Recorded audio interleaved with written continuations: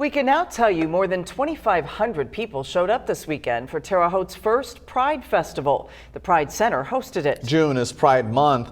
While it's a chance for many to celebrate advocacy, that advocacy deals with some difficult conversations.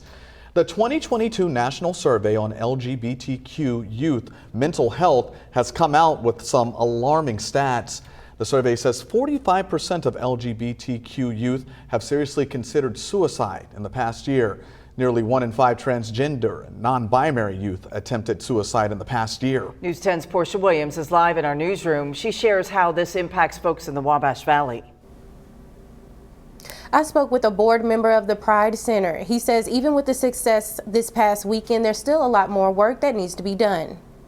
William Edwards with the Pride Center says he isn't startled by the recent LGBTQ+ youth survey. He says topics like suicide need to be addressed. I think a lot of people know about or are not surprised of, but they don't want to talk about it or don't know how to talk about it.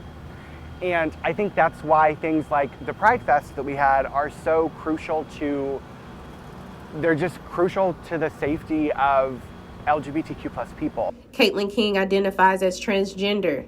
She says members of the LGBTQ community need to feel supported to combat this issue. It's a result of a world that doesn't allow queer people to exist. And when it does, they need to be a certain way. They need to fit into a certain box, a certain category. Edwards adds events like the Pride Fest help people feel included. It's upsetting to know that some of the kindest, sweetest, best people that I know in my life have contemplated what it would mean for them to no longer be here because they're not supported by their family and by their peers. Edwards says resources at the Pride Center can be life-saving. He encourages anyone who is struggling to contact the facility. I want the public to understand that that's not the only thing to take away from something like Pride, because there's still a lot of progress to be made in making sure that gay and queer people feel safe and loved and supported.